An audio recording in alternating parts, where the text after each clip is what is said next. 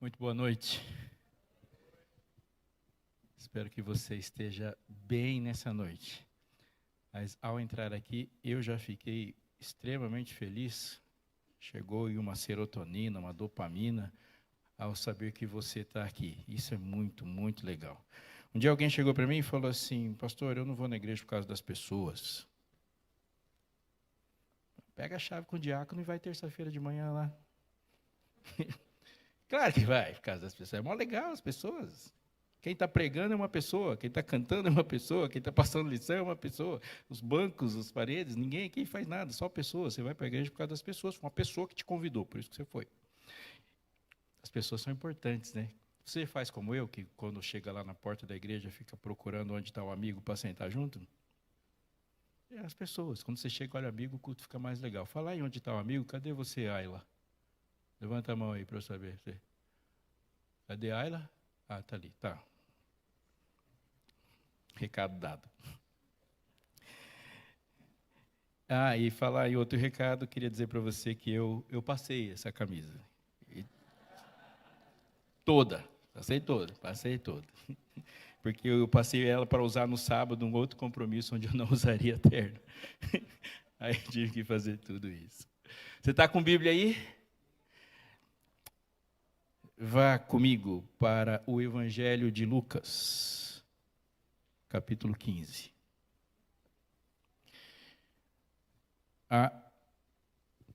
Neste Evangelho,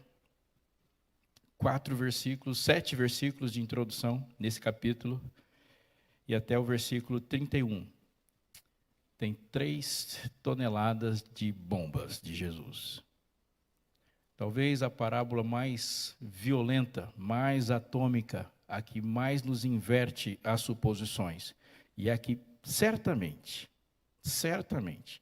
provoca-nos até o último senso que a gente tem. E ela faz isso com você também.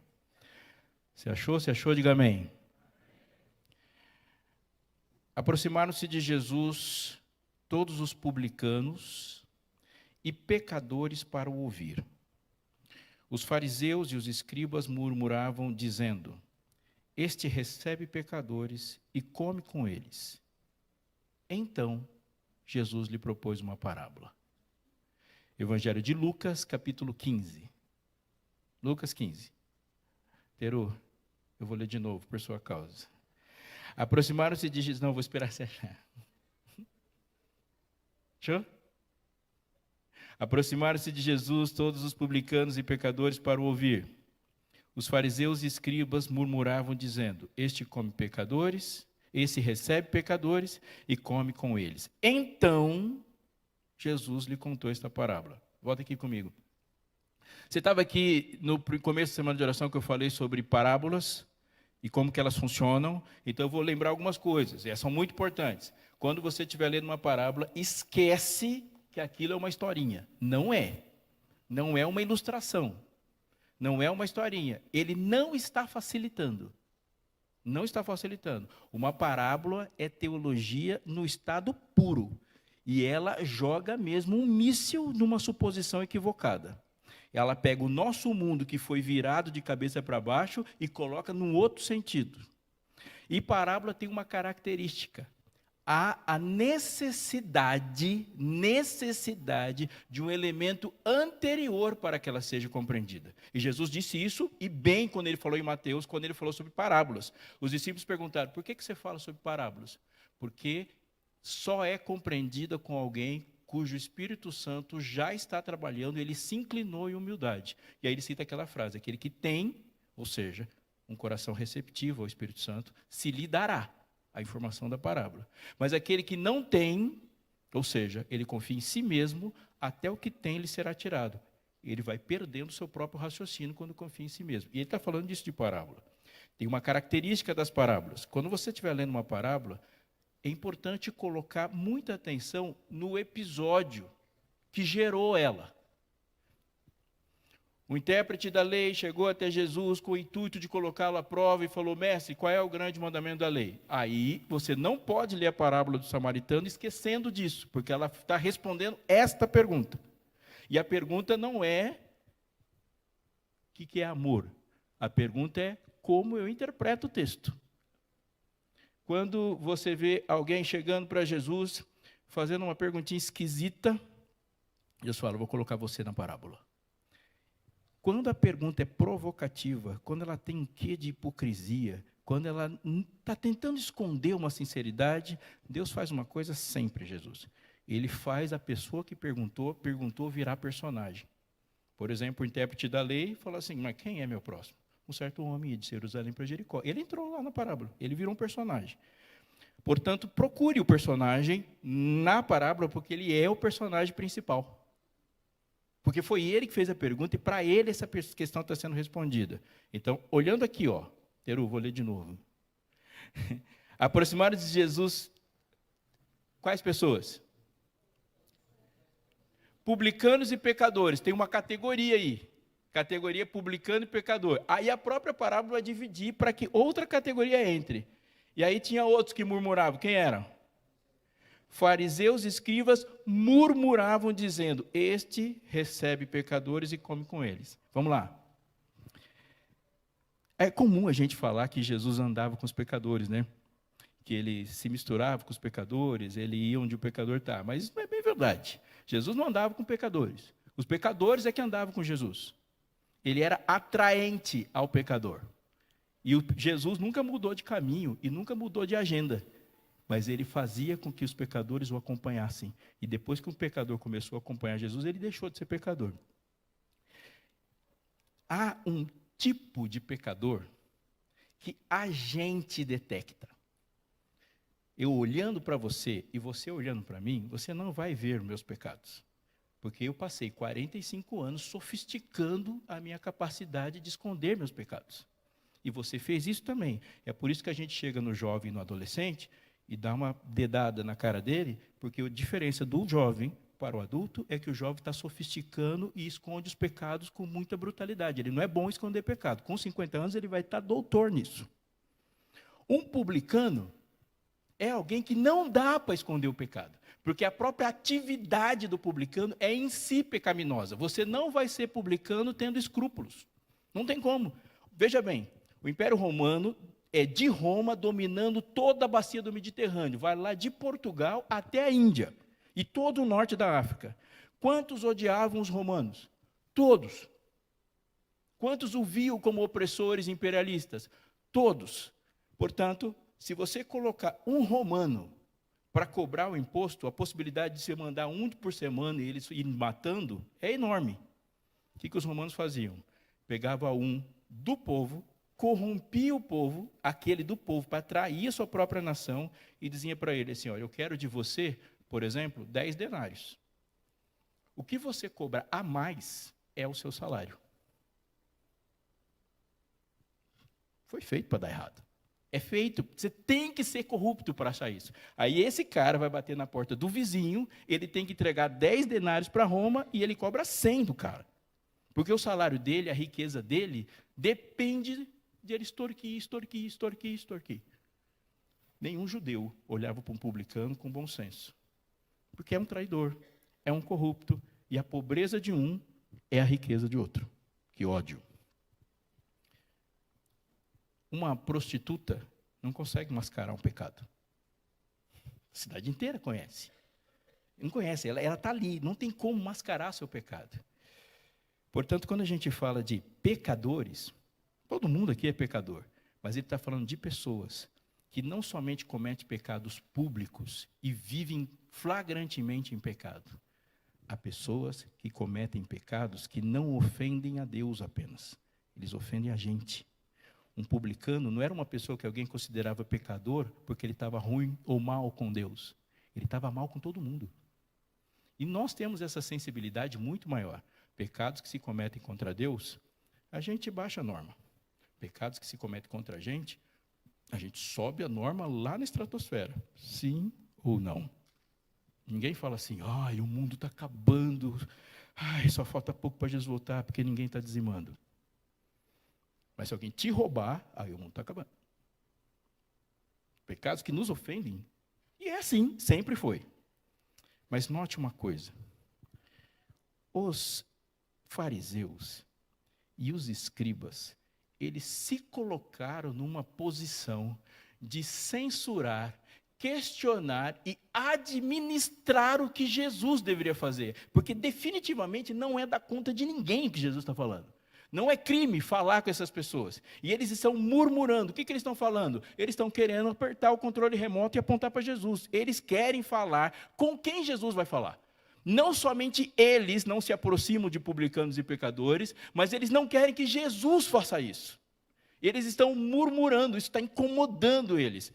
O que tem Jesus falar com eles? Mas eles não querem que isso aconteça.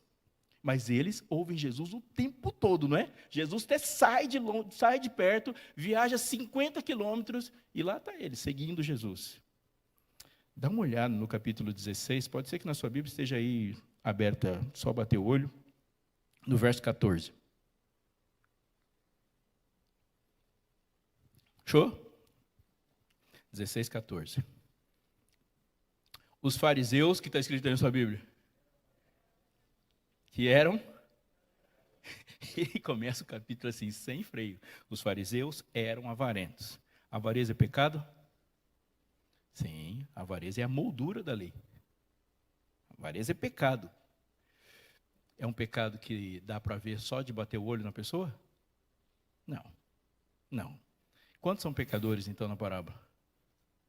Todo mundo, só que um classifica o outro. A partir disso, Jesus começa a contar uma história.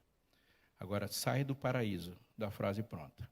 Porque o versículo 4 do capítulo 15 começa com uma pergunta, e a pergunta é dirigida para quem fez a pergunta para Jesus. Um grupo murmurava, um grupo estava ouvindo ele falando, Jesus, não está certo você se misturar com esse tipo de gente, não está certo você falar o que você fala para esse tipo de gente. E aí ele devolve, qual de vocês é o homem que, possuindo 100 ovelhas e perdendo uma delas, não deixa no deserto as 99 e vai em busca da que se perdeu até encontrá-la? Pergunta. Quem é a ovelha na parábola? Me ajuda. Quem é a ovelhinha, a um, que saiu e fora das 99 que ficaram? Quem é a ovelha? É o pecador? É o perdido? Quem é o pastor que foi procurá-la? Quem é o pastor que foi procurá-la? Qual de vocês, tendo 100 ovelhas, perdendo um, não vai procurar? Então vamos trazer uns 2.000 anos para frente. Você está querendo comprar seu apartamento. Faz um tempão que você está juntando dinheiro para comprar um apartamento. Aí você vai dar uma entrada legal no apartamento e você juntou lá na sua caderneta de poupança 100 mil reais. Marcou que na quarta-feira de manhã você vai lá fazer o negócio do apartamento. Quando você tira o extrato, tem 99 mil. Qual de vocês não vai atrás do 1.000?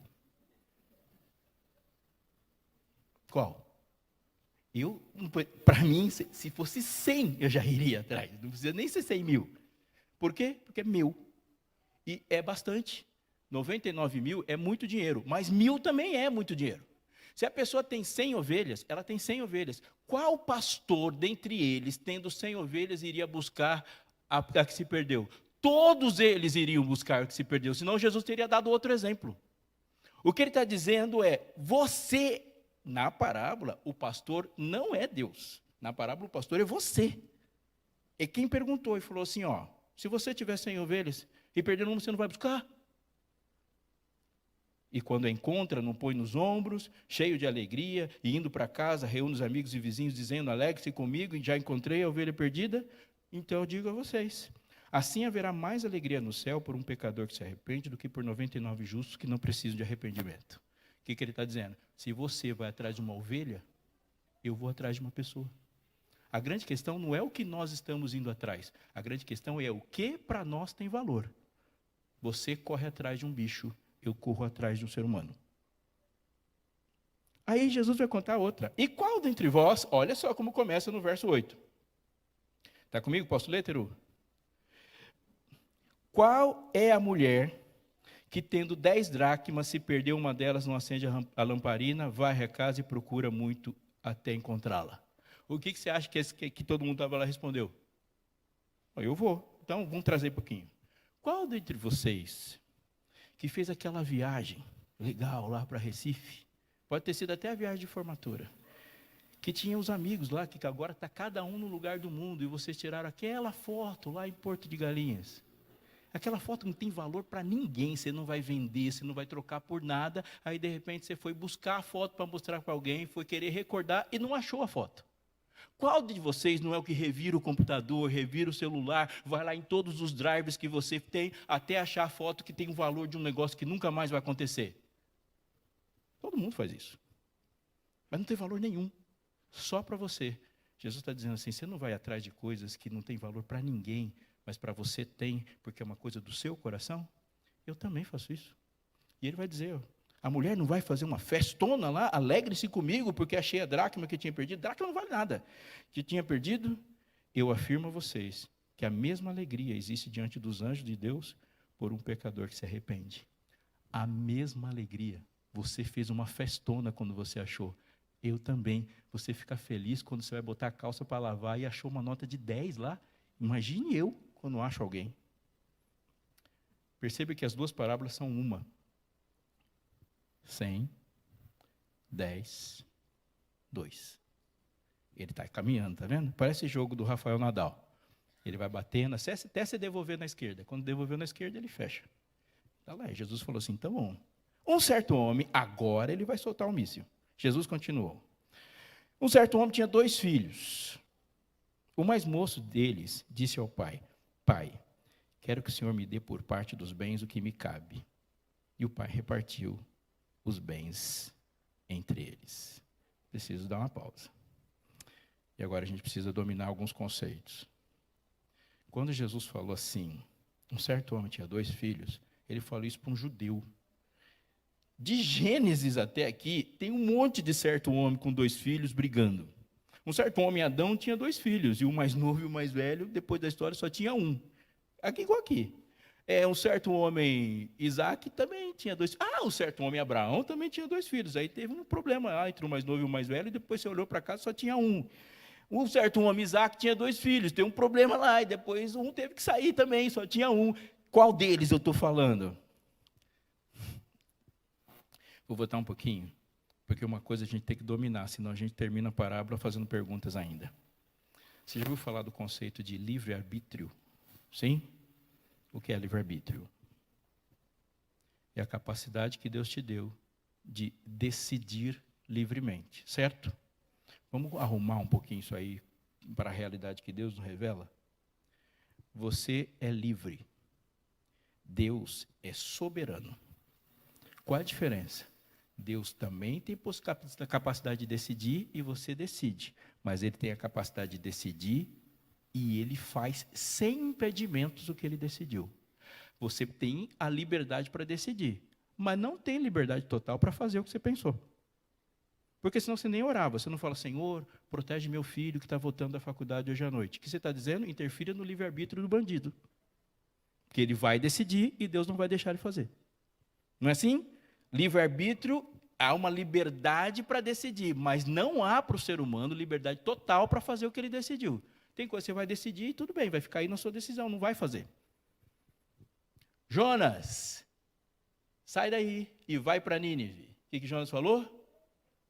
Livremente, Jonas olha para Deus e fala, não vou. Acontece que Deus também tem livre-arbítrio. E aí ele falou, vai sim. Aí ele falou, então eu vou morrer. E que Deus falou? Não vai não, você vai morrer a hora que eu quero que você morra. Então eu não vou pregar. Vai sim, e vai falar o que eu falei. Mas eu não quero que eles se arrependam. Mas eles vão se arrepender. Então eu vou ficar aqui na minha barraquinha. Vou secar sua barraquinha. Ele é contrariado em todos os capítulos. Aí no final, tem uma pergunta. Falou, Jonas, você acha que eu não vou amá-los? Que eu não vou ter misericórdia de gente que não tem capacidade de decidir profundamente, não sabe diferenciar o direito do esquerdo, e não vou ter amor até pelos esses animais? Aí Deus faz uma pergunta e acaba o livro. Por quê?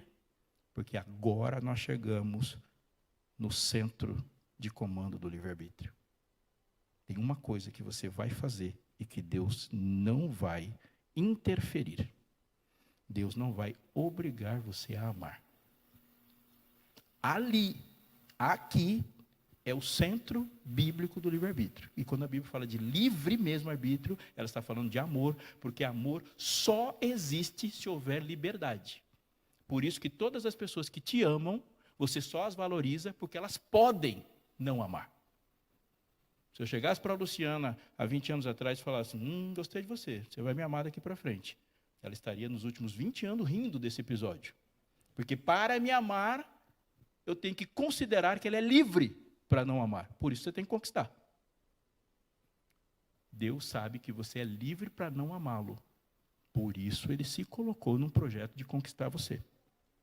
Você é livre. Jonas fala, tudo bem, amor, tudo bem, Senhor, o Senhor pode amá-los aí. Mas eu não. E Deus não fala, Jonas, você vai amar. Acaba o livro aí. Está me entendendo? Sim? Mas agora a gente precisa falar um pouquinho sobre amor. Vamos recordar umas coisas. Quando a Bíblia descreve amor, ela às vezes vai colocar junto com alguns sentimentos, mas ela não define amor como sentimento. O amor é um traço de comportamento, é uma base de relacionamento e é uma regra de vida. Veja, a conversa que Jesus teve com o intérprete da lei. Ele fala, como que você resume todo o Antigo Testamento? Ele fala, amar a Deus sobre todas as coisas e ao próximo como a ti mesmo. Aí alguém chega e fala, Senhor, qual é o grande mandamento da lei? Amar e amar. Se lei e mandamentos estão associados, é obviamente que lei ou mandamentos é uma lógica estruturante das coisas. Tem regras, porque a lei é amor. Está me entendendo? Sim? Aí a gente chega para Paulo, Paulo fala assim, olha, a lei tem uma questão com o amor. A lei é a radiografia que Deus criou para que você saiba se está amando ou não. Porque sem isso você não sabe. Pela lei vem o pleno conhecimento do pecado. Sem lei você não sabe o que é pecado. Aí que ele diz, olha, o ponto central da vida é estar amando. Conforme você se afasta do amor, vai começar a aparecer sintomas desse afastamento. Você começa a quebrar a lei. A lei é um sintoma de um afastamento. Por isso que João fala, todo aquele que pratica o pecado também transgride a lei. Porque o pecado é transgressão da lei. O pecado afeta o amor e, inevitavelmente, alguma regra vai ser quebrada. É assim na sua vida. Quando você deixa de se importar com alguém, você deixa de se importar com o que ele se importa. Quando eu falo, Deus, você é importante para mim. Muito. Então, se você falou para eu ser fiel, eu vou ser fiel. Eu posso não conseguir ser perfeito, mas é isso que eu quero. Opa, a lei está indicando que é amor aí.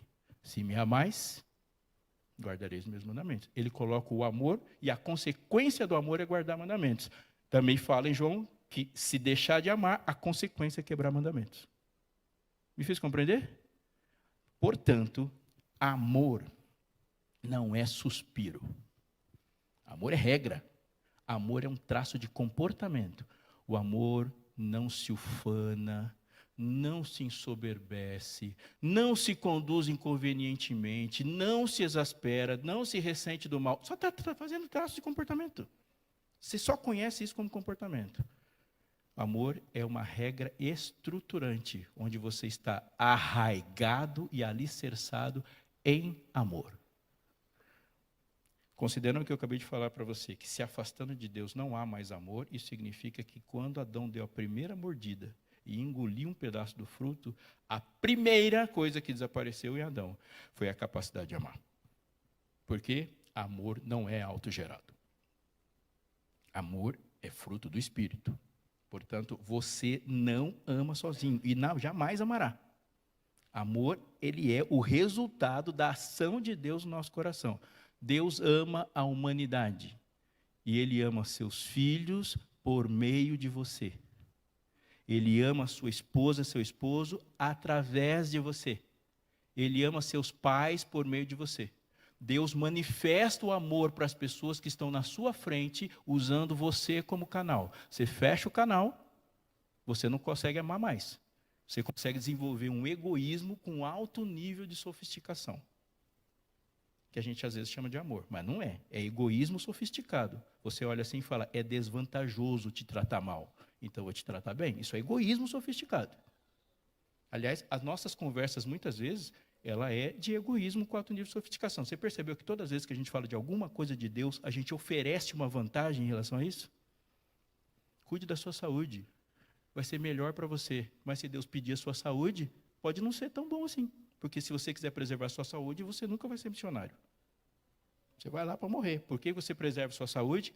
Para ser um instrumento eficiente naquilo que Deus falou. Não é por você. Está me entendendo? Sim ou não?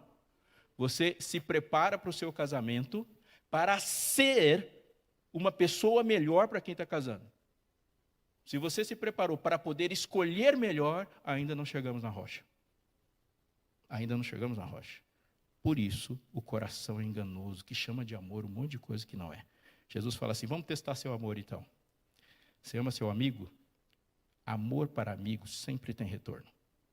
Ah, mas eu não gosto das coisas materiais do meu amigo. Não são só as coisas materiais que são valorosas. Seu amigo conversa com você. Tem gente que paga para ser ouvido. Seu amigo te ouve. O seu amigo dá a coisa mais cara que você tem. Seu amigo te dá afeto. Se o seu amigo parar de te devolver, quanto tempo dura a amizade? Quantas amizades nós temos de gente que não devolve nada? Puxa aí da sua lista de amigos algumas pessoas que nunca volta nada. Ele não fala com você, quando fala, fala mal, ele não te ajuda, ele não faz nada. Quantas?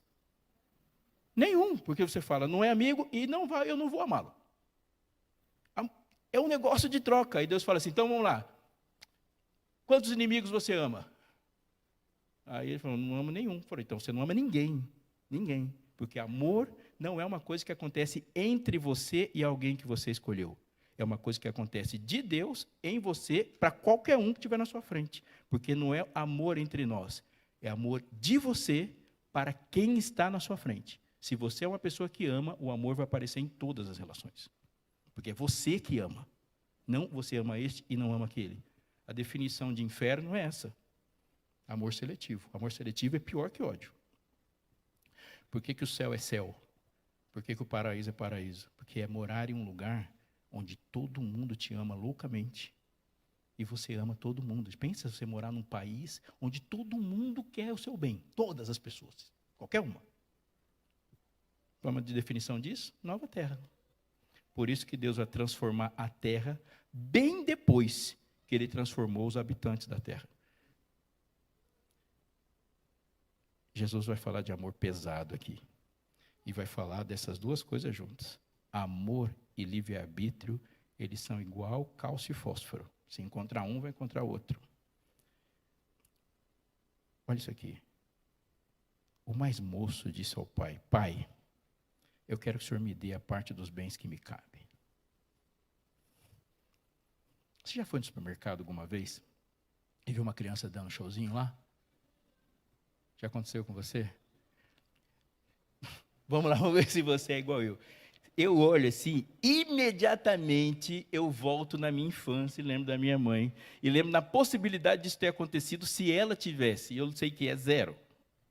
Uma vez eu lembro que eu estava na igreja central de Tatuí. É uma das poucas lembranças que eu tenho dessa idade, mas eu lembro que quem apanha nunca esquece. E eu comecei a chorar, mas eu não queria chorar. Eu não estava com vontade de chorar, eu estava chorando porque eu queria sair. Aí a minha mãe pegou pela mão e levou lá no cantinho da criança. Tinha outros significados o cantinho da criança, que era um espaço lá atrás, perto do banheiro. Ela falou, você quer chorar? Então você vai chorar tudo que você precisa chorar para depois você voltar a assistir o culto. Aí eu chorei, né? Mas chorei de verdade, para depois ficar quieto também de verdade. Eu vejo uma criança dando piti no supermercado e falo, ah. Aí eu olho para a mãe da criança e falo, está explicado. Não é isso? Você não faz isso também? Também com o pai deles. Olha isso aqui, pai, me dê a parte que me toque, que me cabe de herança. Quando que um filho recebe uma herança? Pai, assim, eu quero ser feliz. E para eu ser feliz e fazer o que eu quero, eu preciso de dinheiro.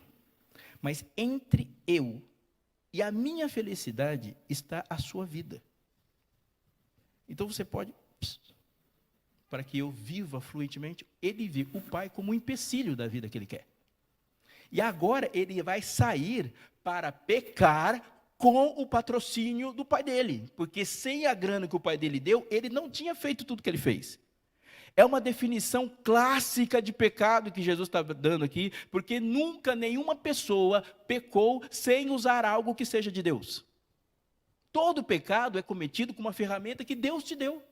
Todo pecado. Uma pessoa que tem uma criatividade para assaltar o banco, essa criatividade veio de Deus. Ele usa dons para ser assaltante. Uma pessoa que joga aquele chaveco, a construção de um canalha é tão criativo quanto romântico. Não dá para ser canalha sem ser inteligente. Ele vai ser uma vez só. Ele tem uma capacidade de enganar as pessoas. Todo pecado se comete com uma apropriação indevida de algo de Deus. O menino só peca se o pai der o dinheiro. Ele falou: pai, eu quero que você morra. Na nossa cultura, isso é uma ofensa. Nessa aqui, isso é digno de morte. Se esse menino fosse levado para fora e fosse apedrejado, estava tudo certo. Mas há uma coisa muito importante para a gente entender daqui para frente. Porque você está na parábola. Há uma expressão bíblica chamada porção dobrada. Porção dobrada é igual primogenitura. Porque quando um pai tem posses, ele não divide as posses pelo número de filhos igual. Por exemplo, tem 4 filhos, divide a herança em 4 partes. Não é assim que se faz. Isso é assim no nosso tempo. Se ele tem 4 filhos, ele divide a herança em 5 partes. E 2 ele dá para o mais velho, e os outros recebem partes iguais. E não é porque o mais velho é o sortudão. É porque ele tem uma função. Quem vai receber o sobrenome do pai é ele. Quem vai receber a função do pai é ele. Quem vai ser o responsável por continuar a religião e a cultura da família é ele. E mais uma coisa, ele é o vingador da família, o guardião da família. Se algum dos irmãos se tornar escravo, ele vai lá resgatar e pagar a dívida para que ele volte a ser livre. E como que ele vai pagar a dívida? Ele recebeu o dobro para poder fazer isso. Se algum dos irmãos morrer e deixar filhos sem pai, órfãos, é ele que abraça os órfãos e traz tudo para a casa dele, a viúva também, e ele sustenta isso. É função do primogênito fazer isso, por isso ele recebe o dobro. E se em última instância ele não tiver nenhum recurso para resgatar os irmãos, ele morre para que os irmãos fiquem vivos. A vida da família está concentrada no primogênito. Quando Deus falou assim: Abraão, me entrega tudo. Todo o futuro. Tudo. Traz seu filho. Primogênito. Quando ele trouxe o filho primogênito, ele está dizendo que a sua semente morre agora. Não há futuro para a sua família. Se o primogênito morrer, morre todo mundo. Porque todo mundo fica sem resguardo. Quando Deus disse para o Egito: eu vou matar todas as famílias, ele disse: vou matar todos os primogênitos. Não tenha dúvida. Se você voltasse para o Egito, uma geração, depois daquela, você ia encontrar outras famílias. Porque aquelas foram completamente destruídas. Matar o primogênito é uma desestruturação absurda numa sociedade que tem todo o sistema em cima de um primogênito. Aí Deus chega para Israel e fala assim: os seus também deveriam ter morrido. Por isso, todo primogênito é meu, tem que ser resgatado. É por isso que você vê José e Maria levando Jesus ao templo e entregando a oferta lá, porque ele era o primogênito. Senão, ou você entrega o animal, ou você entrega o filho. E é assim, em todo Israel. O primogênito é o último sangue, é o penhor da família. É ele que recebe a herança, ele é o sacerdote, ele é que guarda. Ele é o Goel, em hebraico, o vingador. Quando Jó se vê na situação, ele ora: eu sei que o meu Redentor vive. E a palavra que ele usa lá para Redentor é a palavra que se usa para o primogênito, o meu vingador. Ele vai vir me vingar. Quando Ruth volta e encontra com Boaz, essa é a linha de raciocínio. Ele é o resgatador. Ele recebe a viúva. Estamos juntos? Quando o pai dividiu a herança aqui, ele dividiu em quantas partes? 3. Uma foi e 2 ficaram. Ele não sai com metade, ele sai com 1/3. E o texto diz que, passados não muitos dias, o moleque era ruim de economia, muito ruim. Passados não muitos dias, o filho mais moço, juntando tudo que era seu, partiu para uma terra distante e lá desperdiçou tudo. Todos os bens, vivemos de forma desenfreada. Depois de ter consumido tudo, sobreveio, pois, aquele país uma grande fome, e ele começou a passar necessidade. Então foi pedir trabalho a um dos concidadãos, dos cidadãos daquela terra, e este o mandou para os seus campos, a fim de cuidar. É um judeu que está ouvindo. É um judeu que está ouvindo. Cuidar do porco ele pecou contra o seu próprio corpo, ele torrou a grana, e agora ele está junto com o mais impuro dos impuros. Portanto, ele não pode voltar para casa, porque ele está impuro. E se ele voltar para casa, todos que tocarem nele ficarão impuros também. Aqui ele bloqueou tudo. Mas note, ele vai, torra tudo e vai parar com os porcos. Isso aqui é muito interessante. Olha o pensamento dele. Ali ele desejava alimentar-se das alfarrobas que os porcos comiam, mas ninguém lhe dava nada. Então, caindo em si, disse: "Espera aí, quantos trabalhadores de meu pai têm pão com fartura e eu aqui estou morrendo de fome? Vou me arrumar, voltar para o meu pai e dizer: Pai, pequei contra Deus e diante do Senhor. Já não sou digno de ser chamado seu filho. Trate-me como um dos seus trabalhadores." E arrumando-se, foi. O que você esperava? O que eu esperava? Que ele falasse assim: foi muito errado o que eu fiz. Eu vou dizer para o meu pai que eu amo, me perdoe. Eu estou com saudade do meu pai. Não, ele pensou assim: cara, tá ruim aqui. Quantos trabalhadores do meu pai têm pão com fartura e eu estou passando fome? Ele não voltou por causa do pai, ele voltou por causa da fome. O texto deixa bem claro que o pai não é o motivo. O motivo dele voltar para o pai é a maneira como o pai trata os trabalhadores. Ele fala: eu sei como meu pai trata os trabalhadores, então se eu me encaixar como um dos trabalhadores, eu estou bem. Mas ele não tem nenhuma declaração de amor ao pai, nenhuma declaração de arrependimento, nada. Ele continua sendo o cara que ele sempre foi. E o motivo, é claro, ele voltou porque estava com fome, porque enquanto a barriga dele estava cheia, ele não iria voltar. E eu repito, se o pai tivesse dado aulas de economia para esse menino, ele tinha perdido o filho para sempre. Ele voltou. E aí ele veio de longe, o pai o abraçou e o beijou. Eu vou pular essa parte porque eu vou voltar para ela daqui a pouco, porque agora a gente vai para o personagem principal da parábola. O irmão mais velho.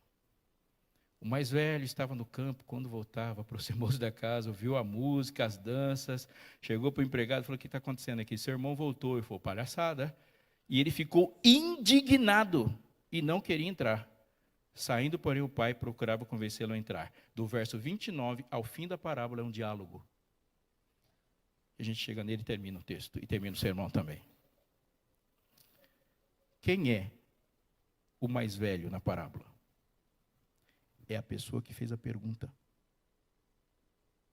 O fariseu e o escriba, ele é o irmão mais velho. E Jesus colocou eles lá. Quantas frases o pai fala com o mais novo? Nenhuma, ele não conversa.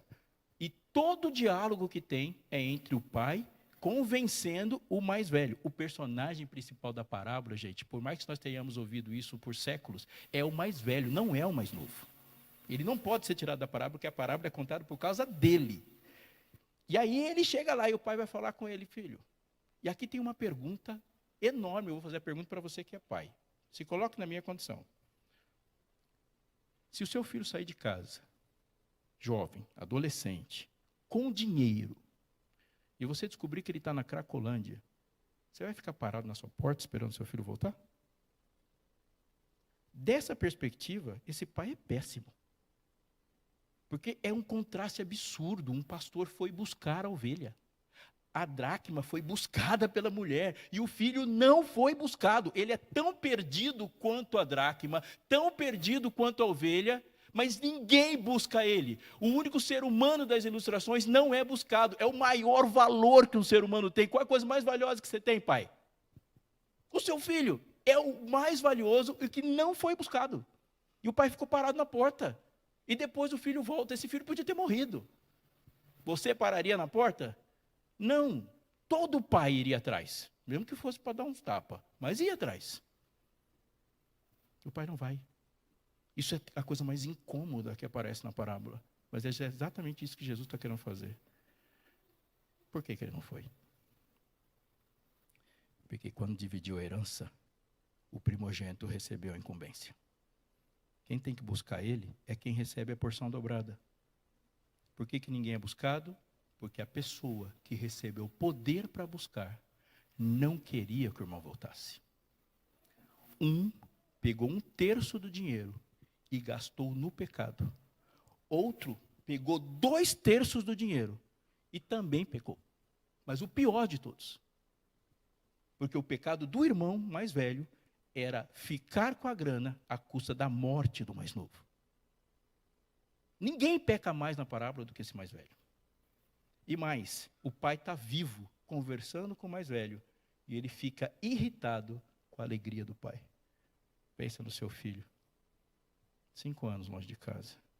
Ele fala, pai, eu vou no culto contigo hoje. Aí chega o outro e fala assim, você está feliz por causa desse palhaço? Pensa o que é alguém repreender um pai por causa de um filho que foi tão esperado. É muito mais ofensivo. Muito mais. Jesus está dizendo o seguinte, queridos. Quando você começar a cantar assim, ó, com porção dobrada, canta aí, vai. Com porção dobrada do Espírito, ó Senhor, vem nos encher, faz-nos unidos pela palavra. Só até aí. Aí é ruim, né? Porque dá vontade de terminar. Porção dobrada do Espírito e cheio do Espírito são 2 conceitos diferentes. A porção dobrada é herança. Quando você fala receber porção dobrada, ele não vai colocar uma pilha alcalina de poder em você que vai durar. É herança. Quando Eliseu olhou para Elias e falou, quero porção dobrada do teu espírito. Elias falou assim, você quer ser meu primogênito? Sim, eu quero continuar, eu quero receber de você seu ministério. Quando eu subir, eu vou jogar para você o quê? A capa. Quando Jacó quis deixar bem claro que o primogênito dele é José, o que ele fez para José? Ele deu o que para José? A capa. E qual é? E tem tribo de José? Não, quais são as tribos que derivam de José? Manassés e Efraim, porção dobrada. José recebe a primogenitura. As 2 tribos que derivam dele é o dobro de todos os irmãos. E ele recebe a capa. Quando os irmãos olham para a capa e falam, esse cara é o primogênito? Não, ele chegou agora. E aí eles querem matar ele. Quando a igreja recebeu Pentecostes, ela recebeu porção dobrada. Quando a igreja recebeu o Espírito de profecia, ela recebeu porção dobrada. Quando a igreja esteve diante de Deus e o Espírito Santo produziu dons na igreja, ele estava dando para a igreja porção dobrada. Porque ele não dá isso para o mundo. Ele deu isso para nós. Nós recebemos o que o mundo não recebe. Quando Deus colocou apóstolos, profetas, pastores e mestres, evangelistas, 100.000 páginas de instrução, significa que nós temos uma riqueza que o mundo não tem. Mas a riqueza existe para buscar o irmão. Senhor, me dá a porção dobrada. Deus pergunta, cadê seu irmão? Você vai buscar quem quando você perde porção dobrada? Porção dobrada é uma incumbência. Vai buscar. Nós temos uma esperança que o mundo não tem. Mas a parábola está escancarando diante da gente uma lição incômoda. Ninguém salva a pessoa que ele não ama. Vou falar e espero que você reflita profundamente nisso.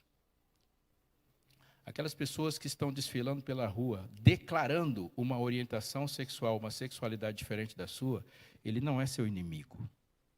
Ele é a pessoa pela qual você recebeu porção dobrada para salvá-lo. Portanto, ele nunca será salvo se você odiá-lo.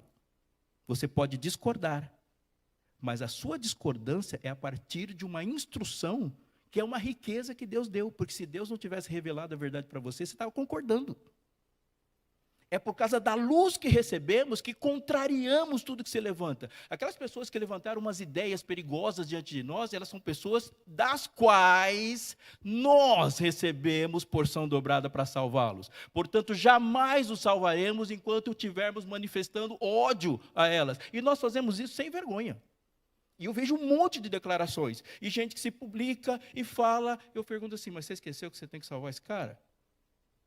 Não são dois grupos antagônicos diante de nós que se levantam apenas contra nós.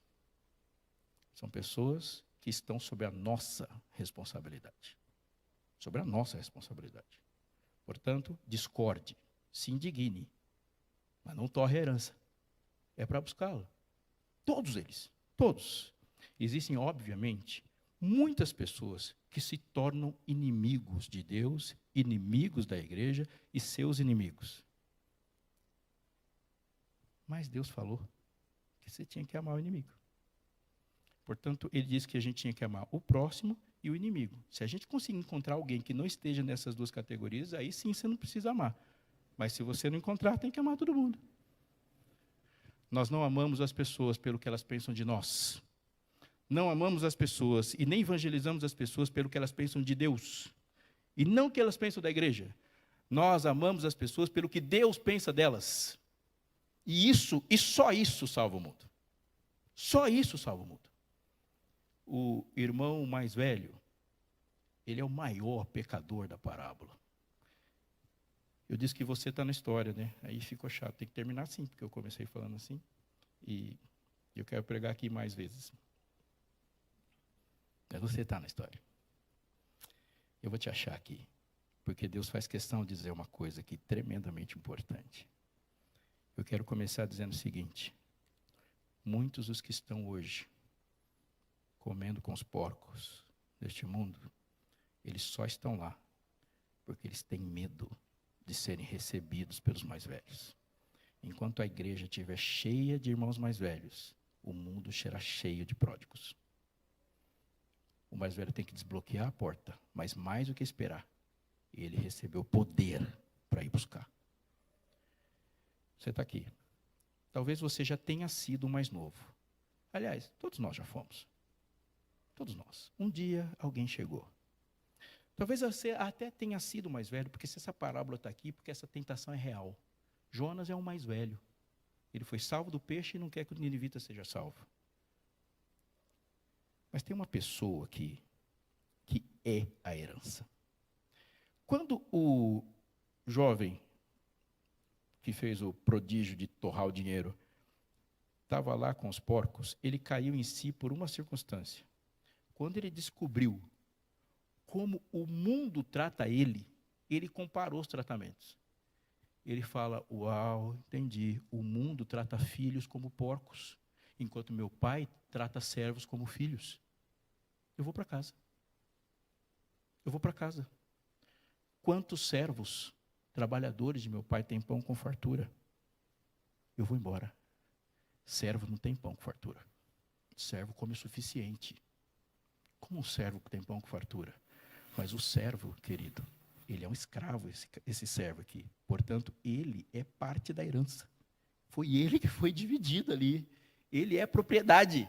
Quando o pai morresse, esses servos seriam todos passados para ele. E esse servo é o maior personagem da história, o que mais protagoniza.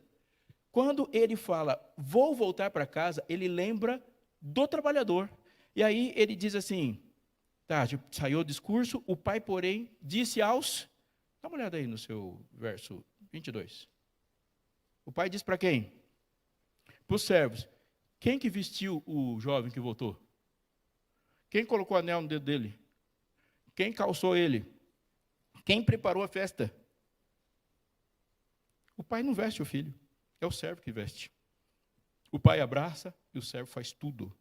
Ah, e quem foi avisar o mais velho que o filho tinha voltado? O pai festeja com os servos. O filho que voltou festeja com os servos. O mais velho faz assim, pai, ele disse, faz tantos anos que eu sirvo o Senhor e nunca transgredi um mandamento seu, mas o Senhor nunca me deu um cabrito sequer para eu fazer uma festa com quem está aí. com os meus amigos. O pai festeja com os servos. O pai festeja com os que estão em casa. O filho não quer festejar com os servos, ele quer festejar comigo. Você está me tratando como um servo, porque você nunca me deu nada e eu queria ficar com os meus amigos. Quem é você na parábola? A única pessoa feliz na parábola é o servo. O servo não se preocupa com o que ele vai conquistar, porque ele desfruta de tudo na casa. O filho fala, vou embora porque eu não estou desfrutando. O servo fala, vou ficar porque eu que fico na festa, eu que abraço. Ele desfruta de tudo que os filhos não desfrutam. E o pai se representa no servo. Quando o mais velho não vai, quem está no portão? Portanto, todas as vezes que o pai foi para o portão, os servos foram todos juntos, porque quando ele começou a falar, o servo já está pronto para ir lá, os servos acompanhavam o pai à espera do filho. E os servos recebem, e os servos devolvem a dignidade. Só os servos estão felizes. Os servos não querem sair de casa. E se o servo se alegra em servir, ele sempre vai ter alegria. Quem é você na parábola? Quem? Você é o servo. Se você for procurar na Bíblia uma definição boa de masculinidade, você vai achar uma palavra mais que todas as outras. Homem, na Bíblia, é um servo. Servo. Se você procurar na Bíblia uma definição pura de feminilidade, você vai achar uma palavra mais que todas as outras. Mulher, na Bíblia, é uma serva. Se você for procurar na Bíblia uma definição de ministério, e a gente popularizou demais, né? Tem ministério de tudo aí. Ministério é serviço. E se você for ler lá o capítulo 12 de Coríntios, ele vai dizer que Deus deu dons para a igreja. Deu serviço para a igreja. E ele capacita a igreja, mandando a igreja servir. Só os servos estão felizes. Se você quiser uma definição bíblica de ser humano redimido em Jesus, você vai achar umas 20, 30 vezes Deus te chamando de filho, umas tantas vezes te chamando de outras coisas, como os bichos, né? Por exemplo, ovelha, mas nenhuma palavra é mais repetida na Bíblia de Deus falando com os seus do que servo. Quando Paulo quis dizer que ele tinha alcançado o ponto máximo da existência humana por causa de Cristo, ele se apresenta assim, Paulo, servo de Jesus Cristo, com muito orgulho. Paulo. Gente, Paulo. Tiago, a maior costa quente do Novo Testamento, ele é irmão de Jesus. Aí Tiago começa assim, podia falar assim, ó, é o irmão de Jesus que está falando, presta atenção. Ele fala, Tiago, servo de Jesus Cristo, aos judeus da dispersão. Apocalipse de João, revelação de Jesus Cristo que Deus deu aos seus servos. E quando ele define a redenção na eternidade, ele diz que os redimidos o servirão eternamente. Um escravo sai com 5 talentos, volta com 10. E o Senhor fala, vou dar um prêmio para você. Foste fiel no pouco, sobre o muito te colocarei. Muito serviço, querido. Ele não fala assim, agora eu vou passar tudo no seu nome. Sobre o muito te colocarei. Entra na alegria do seu Senhor. Qual é a alegria? Agora ele vai sair com 20 para trazer 40. E ele feliz da vida. Por quê? Porque Deus trata os servos como filhos, enquanto o mundo trata filhos como porcos. Não existe nenhuma alegria maior na existência do que servir.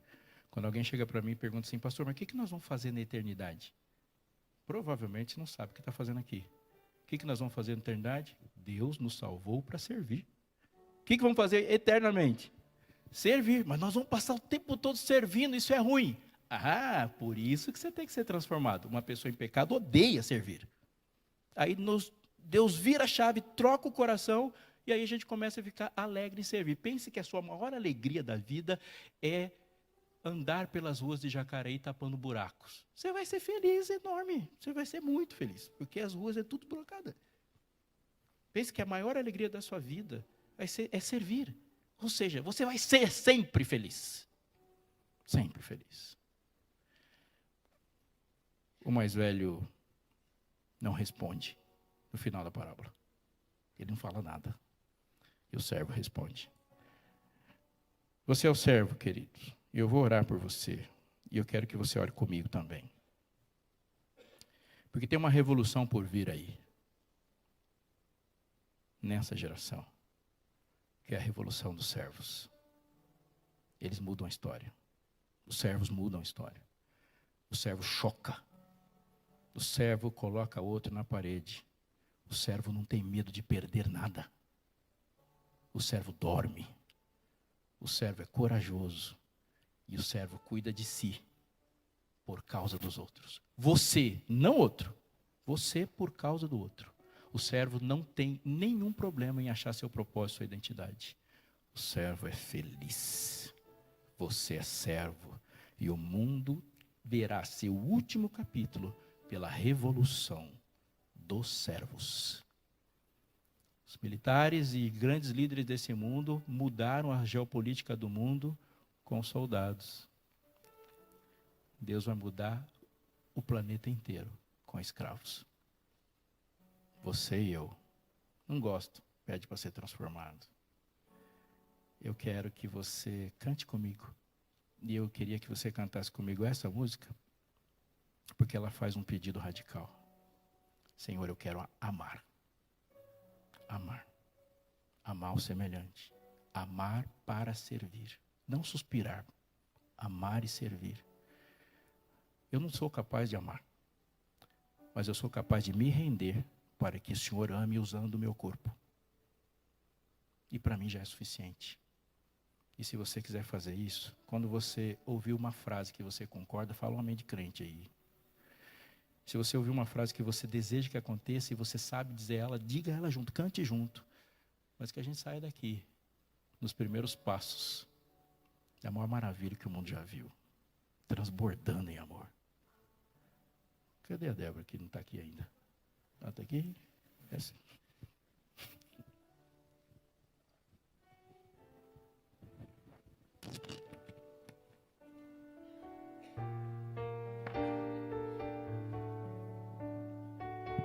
Você conhece essa música? Você pode ficar em pé e cantar? Se a pessoa do seu lado não conhece, você canta no ouvido dela. Ela...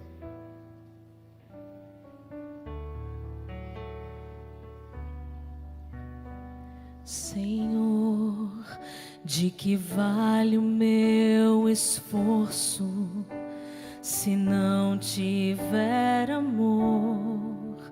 Para que servem as teorias se não tiver amor? E falar com eloquência sem estar em comunhão não atinge o coração. Mas, Senhor, compreendo que é preciso sentir o teu amor. Senhor, eu te entrego meu viver, dedicando todo ser ao poder redentor deste amor. Senhor, vem estar comigo sempre. Quero ser eficiente no serviço ao semelhante, muito mais transbordando em amor.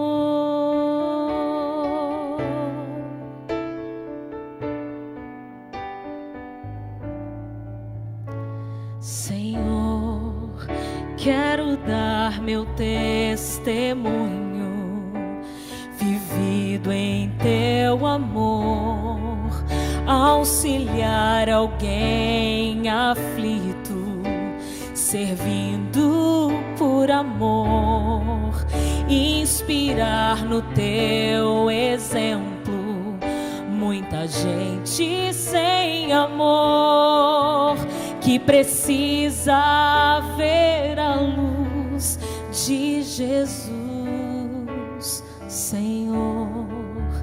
que eu aceite ser teu servo, somente por amor.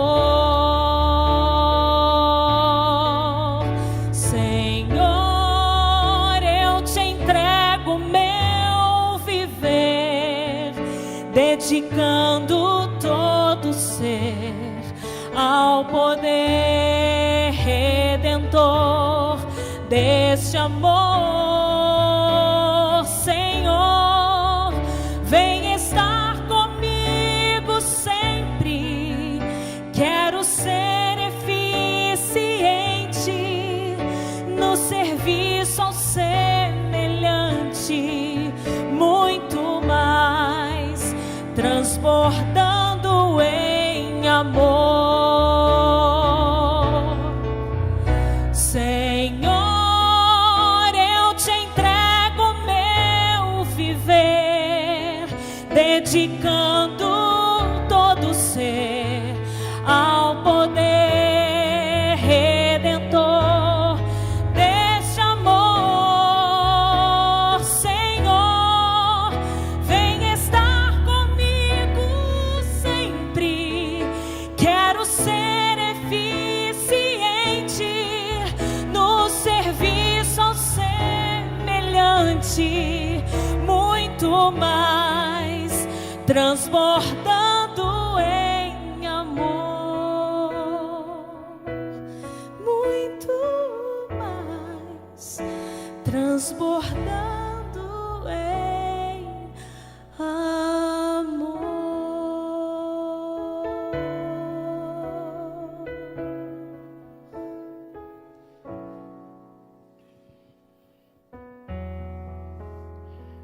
Senhor nosso Deus, a gente prestou atenção e aprendeu a falar, Pai. Nos dá poder para aprender o que é nosso. Nosso pão, nosso, Pai, nossas dívidas, os nossos devedores. Teu é o reino, teu é o reino. E o pecado bate forte, querendo que a gente inverta as coisas. Reino meu, Pai meu. Dá para escutar o Senhor falando: vós sois raça eleita, sacerdócio real, povo de propriedade exclusiva de Deus. Que possamos escutá-lo também falando, a fim de proclamardes as virtudes daquele que vos chamou das trevas para a maravilhosa luz. Senhor, é muito difícil passar um dia sem assistir um telejornal e não se deparar com um publicano. Mas é difícil lembrá-lo que ele é o nosso irmão pródigo. Dá-nos amor pelos publicanos de hoje. Faz a gente lembrar que aquela menina que fez um aborto é uma irmã que está lá procurando comida com porcos. Que a gente vá buscá-la e não espere que o que aconteça na vida dela dependa de nenhuma outra coisa que não seja do seu povo que recebeu porção dobrada para salvar eles. Que a gente lembre que aquele menino de menor que está com uma arma na mão devia estar no clube dos bravadores. E antes de detestá-lo, que teu Santo Espírito nos lembre também que ele é o irmão mais novo, que não sabe o que fazer com a herança. Senhor, tem gente andando agora desafiando a tua verdade, afrontando um padrão da criação, sem luz. É difícil lembrar que é um irmão, mas teu poder pode fazer isso com a gente. Senhor, a gente olha para tudo quanto é lado procurando sinal. Olha para a TV, olha para militar, olha para a política, olha para a fumacinha. Mas o Senhor disse que o sinal seria encontrado em nós. Então, Senhor, que a gente hoje assuma o papel de ser o sinal que o mundo espera ver para entender que o Pai está voltando. Esse evangelho do reino vai ser pregado em todo o mundo. Nós somos o sinal. Que o sinal seja a revolução dos servos, cheios do Espírito, vazios de si e responsáveis pela herança, Pedimos porção dobrada muitas vezes, não vamos pedir mais. Nos dê sabedoria para usá-la. E Senhor, que estão aqui em pé, estão aqui para te dizer que comece aqui, neste coração, que precisa ser quebrado para que caiba o irmão. Em nome de Jesus. Amém.